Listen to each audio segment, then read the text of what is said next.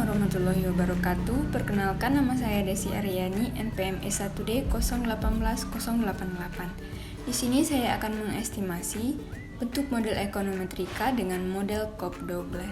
Adapun skripsi yang saya ambil ialah yang berjudul Faktor-faktor yang mempengaruhi produksi belimbing, studi kasus di Desa Betokan, Kecamatan Demak.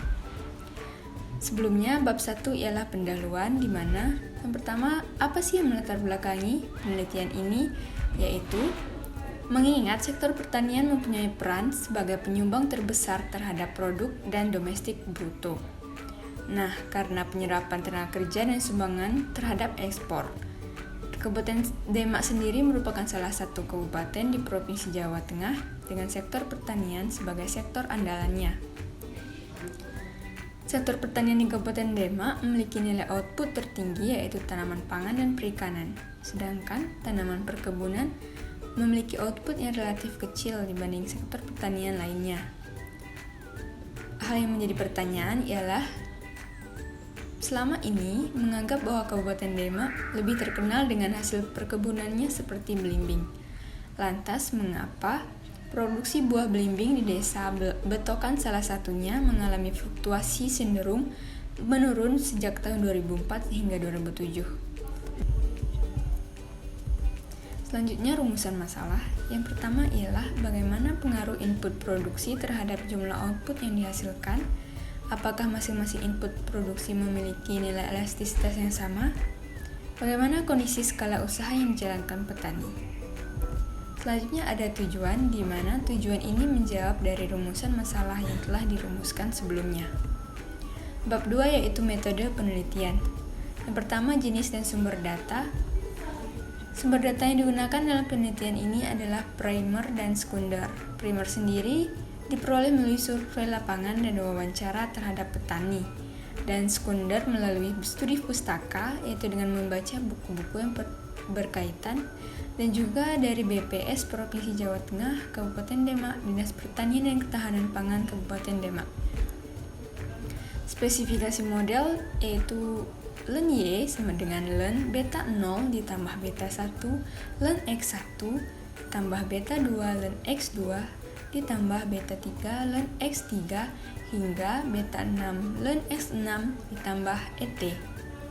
Di sini, Y merupakan jumlah produksi belimbing, X1 luas lahan, X2 jumlah pohon, X3 pupuk kandang, X4 pupuk ponska, X5 insektisida, dan X6 tenaga kerja. Dan beta 0 hingga beta 6 itu ialah koefisien regresif. Dan kemudian ET itu adalah error term, dan observasi di sini berjumlah 60 petani. Selanjutnya bab 3, hasil dan pembahasan.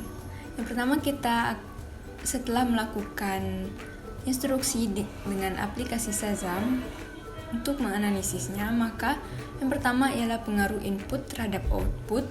Di sini diperoleh nilai p-value masing-masing variabel, di mana LX1 sebesar 0,853 hingga LX6 sebesar 0,257. Adapun hipotesisnya yaitu jika p-value kurang dari sama dengan alfa, di mana alfa di sini 0,05, maka tolak H0 dan terima H1. Dan begitu pun sebaliknya, jika p-value besar dari sama dengan alfa, maka terima H0 dan tolak H1. Nah, berdasarkan data yang telah dianalisis, maka didapatkan hasil terhadap masing-masing variabel. Di sini ada X1 didapatkan nilai p-value sebesar 0,853, artinya nilai ini besar dari 0,05. Maka berdasarkan hipotesis, maka terima H0 dan tolak H1. Artinya variabel luas lahan secara bersama-sama tidak berpengaruh terhadap jumlah produksi. Yang kedua yaitu variabel X2 sebesar 0,008, artinya kurang dari 0,05, atau tolak H0 dan terima H1. Artinya variabel jumlah pohon secara bersama-sama berpengaruh terhadap jumlah produksi. Dan begitu pun dengan X3, X4, dan X5. Di sini X6 sama seperti variabel X1 yaitu besar dari 0,05, artinya terima H0 dan tolak H1. Kemudian untuk elastisitas produksi, di sini didapatkan hasil faktor produksi dan p-value masing-masing variabel.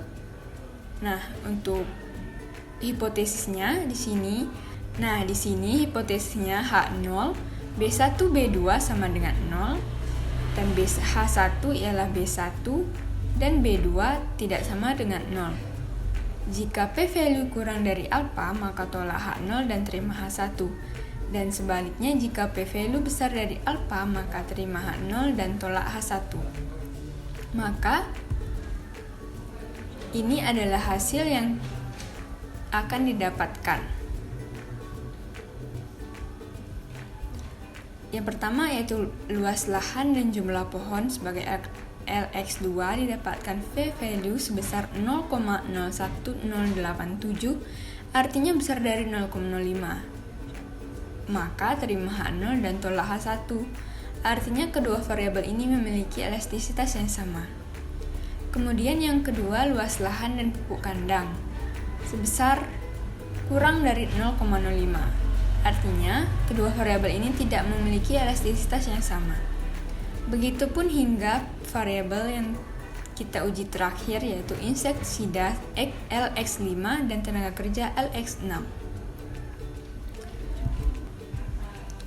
Hipotesisnya yaitu H0, beta 1, beta 2 ditambah beta 3 hingga beta 6 sama dengan 1, maka CRS atau Constant Return Scale. Selanjutnya H1 jika pertambahan semua beta variabel tidak sama dengan 1, maka IRS atau DRS. Adapun IRS ialah Increasing Return Scale dan Decreasing Return Scale.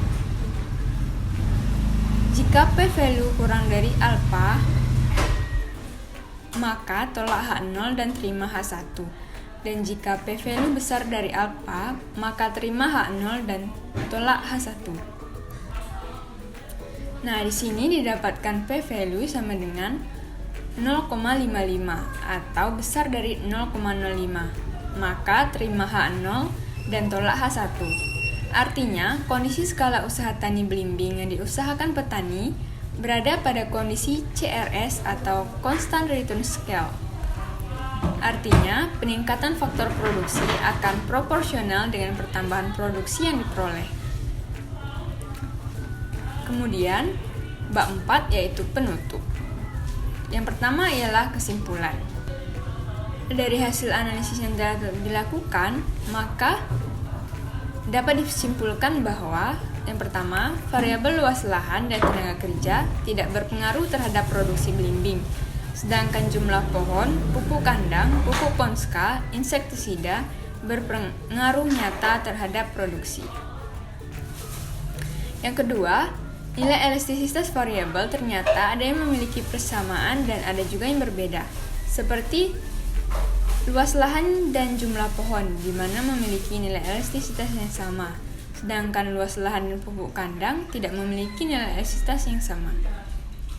Kesimpulan yang ketiga yaitu kondisi skala usaha tani. Yang diusahakan petani berada pada kondisi CRS atau Constant Return Scale. Artinya, peningkatan faktor produksi akan proporsional dengan pertambahan produksi yang diperoleh.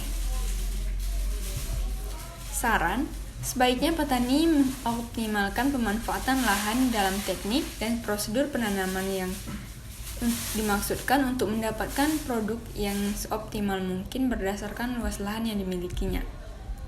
Nah, itulah tadi hasil analisis yang dapat saya tampilkan. Baiklah, terima kasih. Wassalamualaikum warahmatullahi wabarakatuh.